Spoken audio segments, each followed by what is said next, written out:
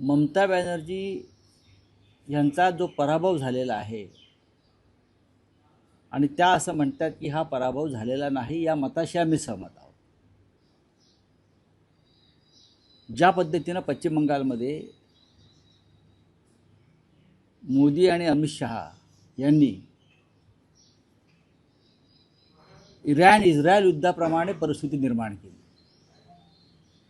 सैन्य, दहशत, आर्थिक दहशतवाद, अफवा, संपूर्ण सरकार कलकत्त्यात बसलं केंद्राचं, मतदार याद्यांतून नावं वगळली लाखो, आणि अशा पद्धतीनं ममता बॅनर्जी यांचा पराभव यावेळेला करून दाखवायचाच या एका जिद्दीनं आणि किंवा ईर्षेनं, द्वेषानं ही निवडणूक लढवून ममता बॅनर्जी यांना सत्तेत येण्यापासून रोखलं. त्या जिंकलेल्याच आहे, ते खरं आहे.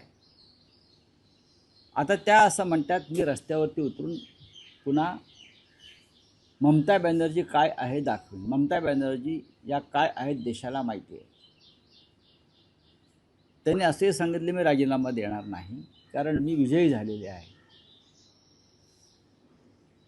मी राजीनामा देणार नाही हा त्यांच्या आंदोलनाचाच एक भाग आहे. सरकारविरोधी, निवडणूक आयोगाविरोधी,